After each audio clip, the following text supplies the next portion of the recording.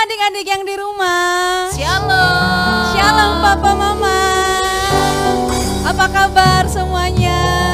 Kita berharap ya Kak ya semuanya dalam keadaan sehat. Amin. Dan semuanya bisa beribadah dengan baik dan teratur. Karena kita mau menghadap Sang Pencipta kita yaitu Tuhan Yesus. Oke adik-adik semuanya bangkit berdiri, kita akan memuji Tuhan.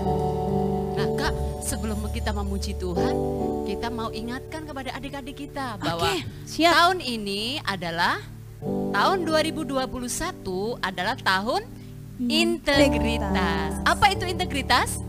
Apa yang kita pikirkan, apa yang kita ucapkan, dan apa yang ada di hati kita, dan apa yang kita lakukan, semua sesuai firman Tuhan. Amin. Amin. Keep church, are you ready? Yes, I am ready. Yes, yes, yes. Ya, kita akan memuji Tuhan. Semuanya siapkan hatinya. Dan sebelum kita memuji Tuhan, kita mau satukan hati kita berdoa. Adik-adik kita berdoa. Terima kasih Tuhan, kami sungguh mengucap syukur untuk hari ini, hari yang baru, bulan yang baru Tuhan berikan bagi kami. Terima kasih atas penyertaan Tuhan di dalam hidup kami. Engkau melindungi kami Bapa dari sepanjang bulan, awal bulan Mei hingga akhir bulan Mei. Dan juga Tuhan kami memulai di bulan Juni ini Tuhan. Engkau selalu sertai kami Bapa, hari-hari kami, keluarga kami Tuhan sertai. Bahkan juga Tuhan hari ini kami mau beribadah. Biar kiranya Tuhan Roh Kudus-Mu selalu membimbing kami. Supaya kami terus datang dengan penuh rindu, dengan penuh cinta kami kepada Tuhan Yesus. Terima kasih Tuhan, kami mau memuji dan memuliakan nama-Mu. Berkati ibadah kami dari awal, pertengahan sampai selesainya Tuhan. Berkiranya kami bisa Tuhan menguasai diri kami. Kami beribadah dengan tertib dan teratur untuk memuji nama-Mu. Terpujilah Engkau, haleluya, yang siap memuji dan memuliakan nama Tuhan. Sama-sama katakan, amin. Ya, kita akan memuji Tuhan. Tetap semangat ya adik-adik ya. Amin. Kasih Yesus sungguh indah bagi kita.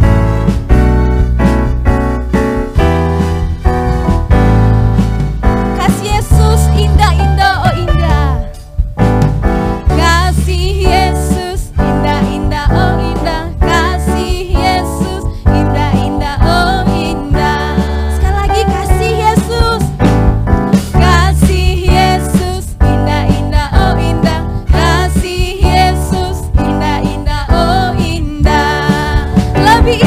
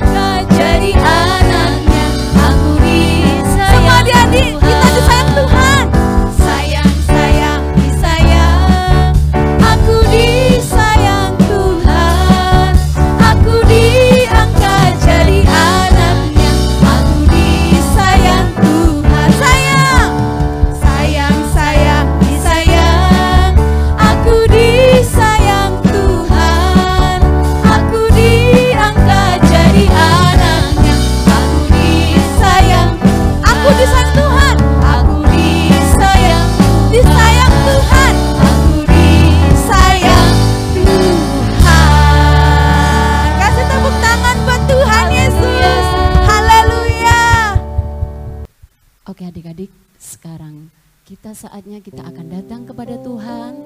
Kita membawa hati kita, kita membawa setiap kerinduan kita kepada Tuhan. Bila pagi hari ini kita mau menyenangkan hati Tuhan. Semua adik-adik, semua lipat tangannya, tutup matanya. Kita mau menyembah Tuhan. Katakan kepada Tuhan, Tuhan Yesus, aku mengasihi Engkau. Aku mencintai Engkau Tuhan. Haleluya.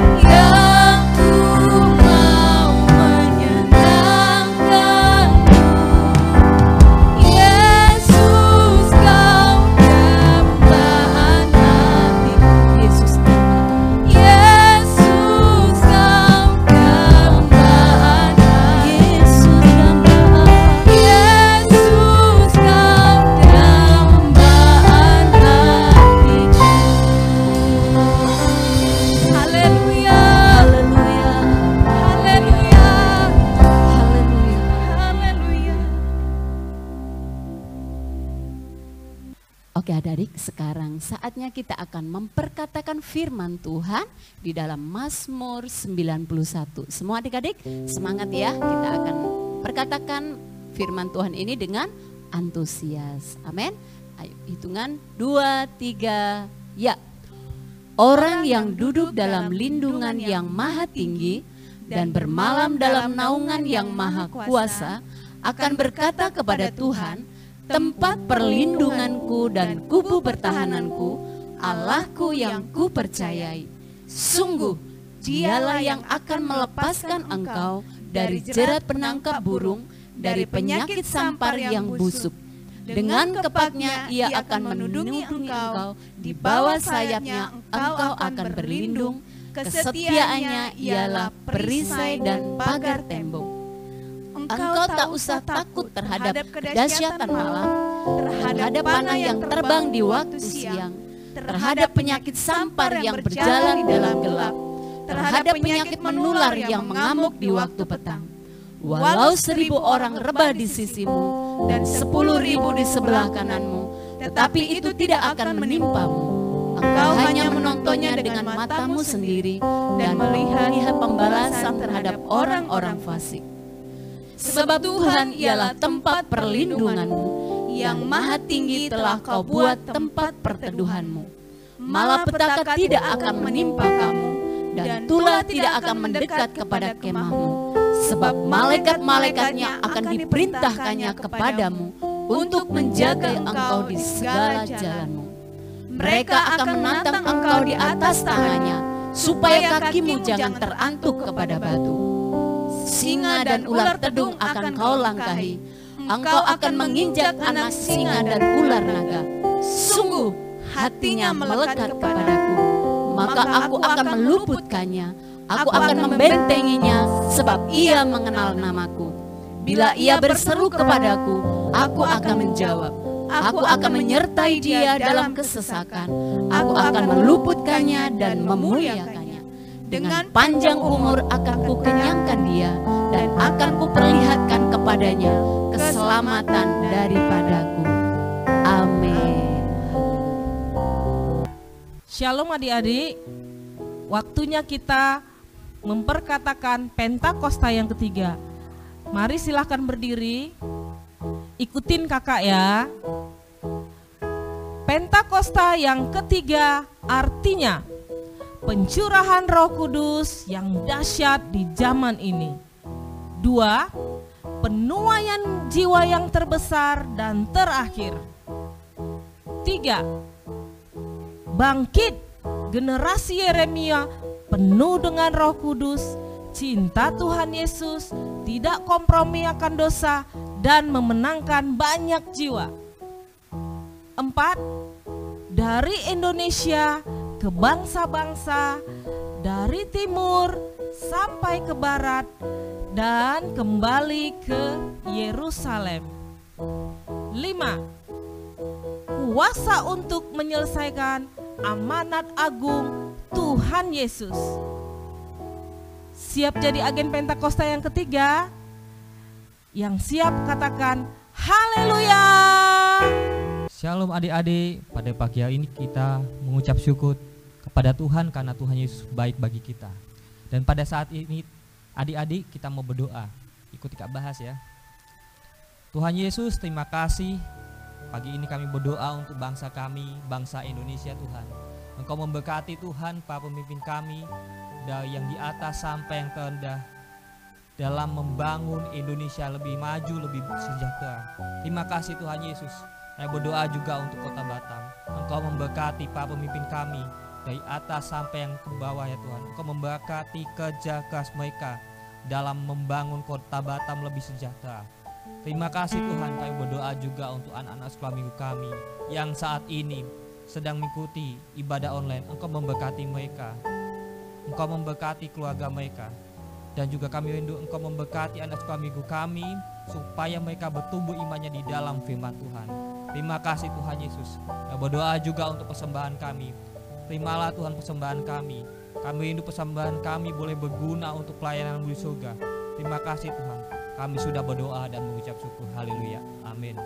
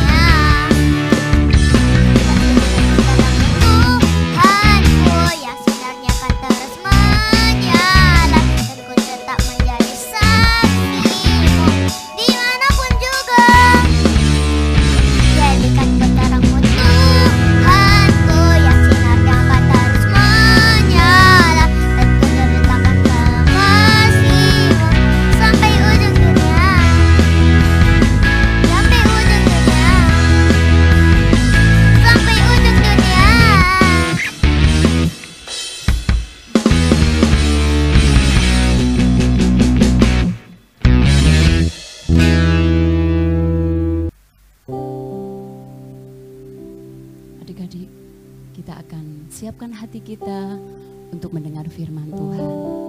Untuk itu kita akan menyembah, memuji, meninggikan nama Tuhan.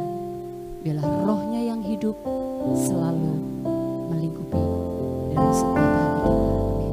Katakan kepada Tuhan, rohmu yang hidup. Rohmu yang hidup penuhiku, mengalir dalamku. Jiwaku tenang bersamamu dalam naunganmu. Rohmu yang kudus, Rohmu yang kudus, pulihkanku.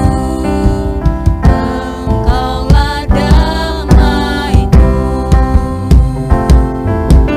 Ku hidup oleh anugerah-Mu yang menyertai-Ku. Katakan yang menyertai-Ku. Yang menyertai-Ku. Buka hati untuk jamahan-Mu, berserah penuh di hadirat-Mu. Kau ambil alih seluruh hidupku di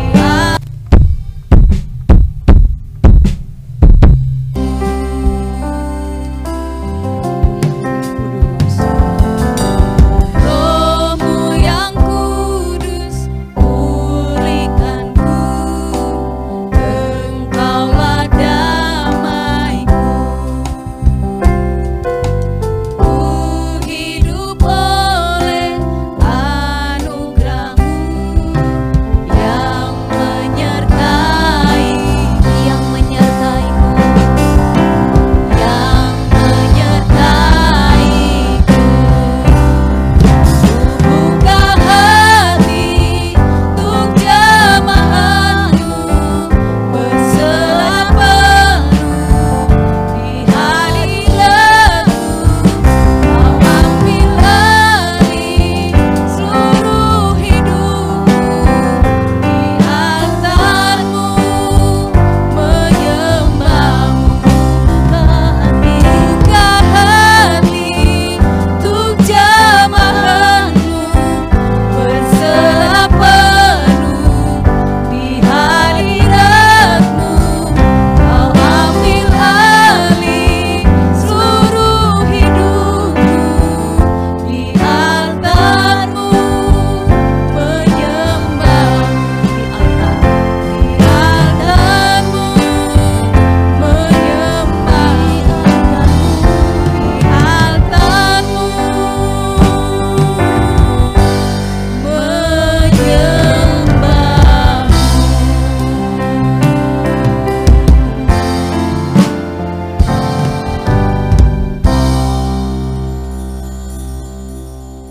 Ya, adik-adik, hari ini kita akan mendengarkan firman Tuhan. Semua yang lagi streaming, lipat tangannya, tutup matanya, mari kita bersatu dalam doa.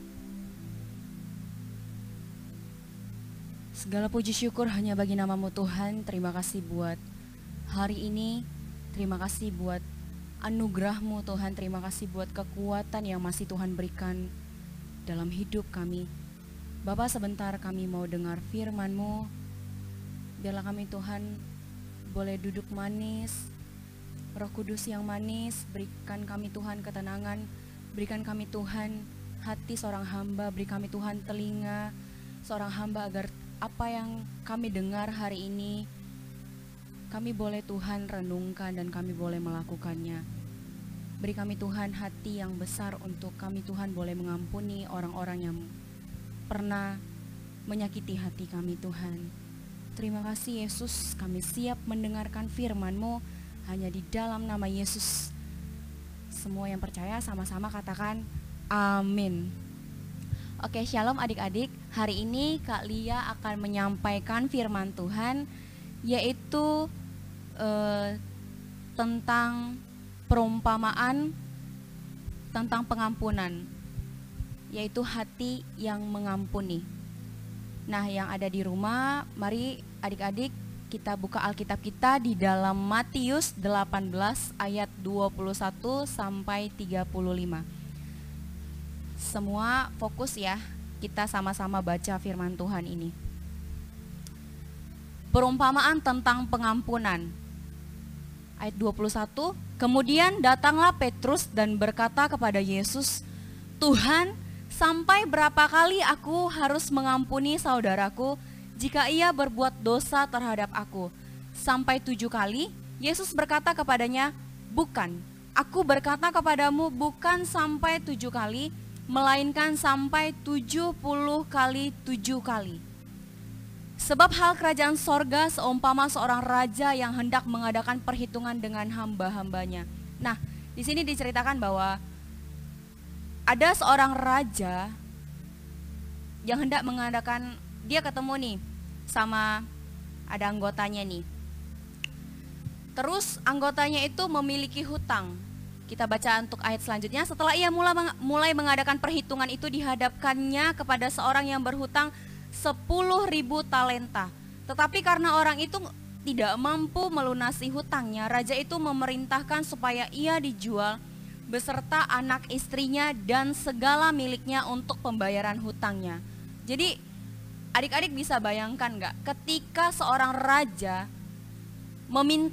memanggil seorang rakyatnya yang punya hutang, dan rakyatnya, hambanya gak bisa bayar hutangnya, apa yang dilakukan? Rajanya bilang apa? Kamu harus bayar hutang kamu, kalau kamu gak bisa, kamu harus menjual istri, anak-anakmu, dan segala harta milikmu. Itu mengerikan banget kan? Nah, kita baca untuk ayat selanjutnya. Maka sujudlah hamba itu menyembah dia, katanya, sabarlah dahulu, segala hutangku akan kulunaskan. Lalu tergeraklah hati raja itu oleh belas kasihan akan hamba itu, sehingga ia membebaskan dan menghapuskan hutangnya. Sungguh raja ini sangat murah hati sekali. Amin adik-adik. Ketika hambanya sujud, apa yang dilakukan seorang raja? Dia melunasi semua hutang-hutangnya. Wow, luar biasa ya. Kita baca ayat selanjutnya. Tetapi ketika hamba itu keluar, ia bertemu dengan seorang hamba lain yang berhutang 100 dinar kepadanya. Ia menangkap dan mencekik kawannya itu. Karena, terus katanya apa? Bayar hutangmu.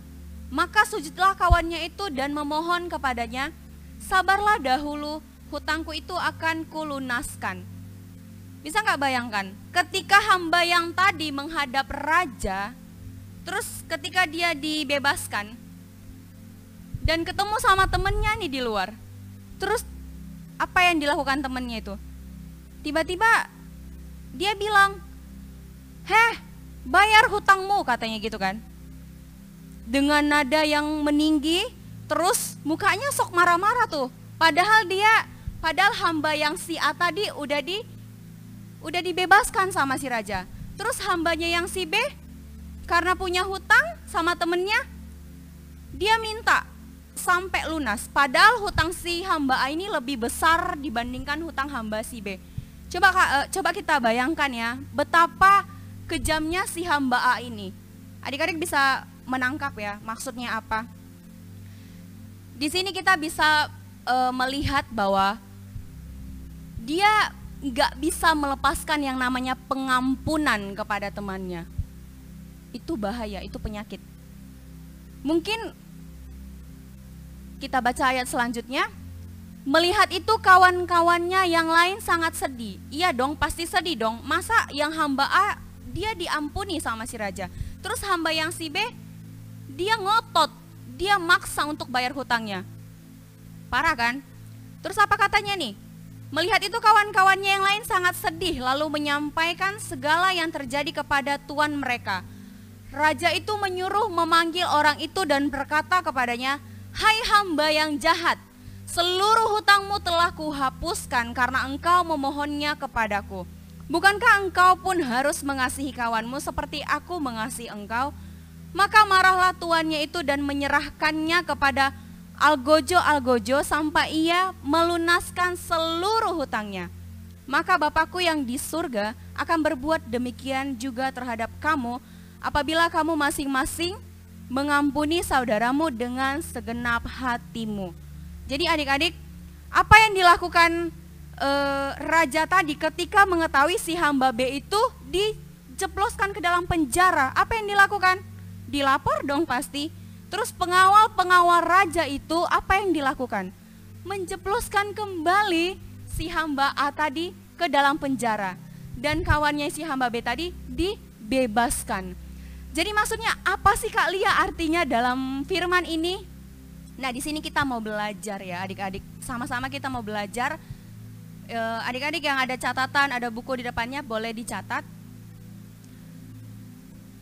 Dalam perikop ini adalah perikop tentang pengampunan.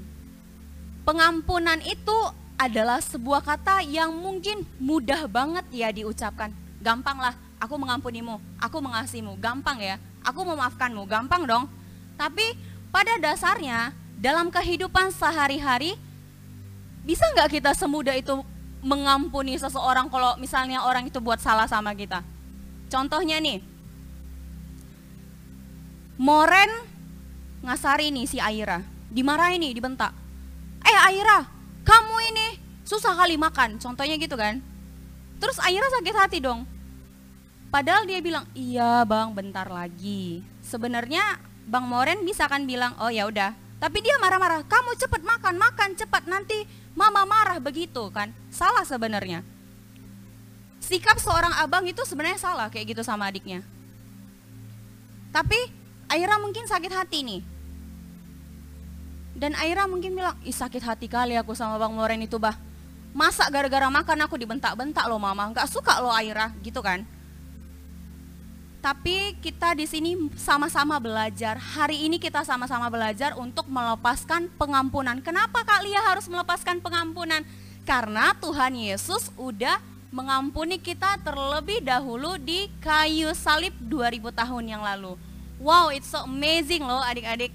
Jadi kamu gak ada alasan untuk kamu gak mengampuni orang-orang yang pernah nyakitin hati kamu. Artinya gini, kalau Petrus tanya ke Tuhan Yesus, Tuhan aku harus berapa kali sih ngampuni orang? 7 kali cukupkah satu hari? Enggak cukup kata Tuhan Yesus. 70 kali 7 kali. Coba hitunglah sama-sama, mungkin itu tak terbatas. Seperti itulah maunya Tuhan Yesus ke kita. Kita sebagai anak-anaknya yang dikasihi, kita sebagai hamba-hambanya, kita harus memberikan pengampunan tanpa batas. Artinya apa? Unlimited. Sama nih kayak kuota internet, unlimited. Berarti non-stop gitu kan. Sama seperti itu. Kuota internet aja ada yang unlimited. Masa kita nggak bisa mengampuni orang yang bersalah sama kita unlimited? Nah, jadi perlu kita pahami sama-sama di sini dalam perikop ini yang penting itu gitu. Pengampunan tanpa batas. Harus bisa kita lakukan. Amin. Nah, terus apalagi Kak Lia? Maksudnya tuh dalam perikop ini?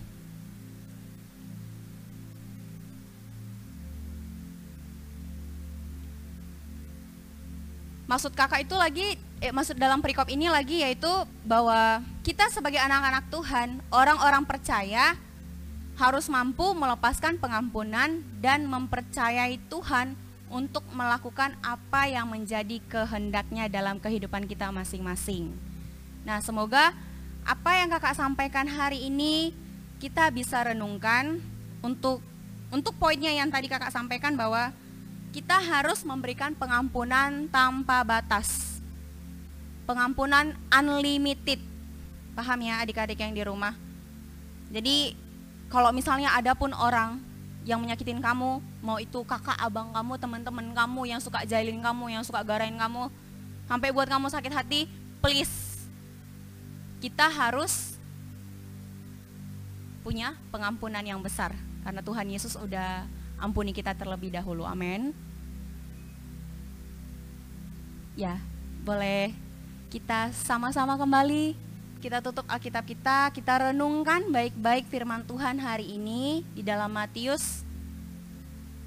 Semoga apa yang kakak sampaikan, adik-adik semakin mengerti apa yang menjadi maunya Tuhan, karakternya Tuhan seperti apa. Amin. Mari kita terima berkat Tuhan Yesus.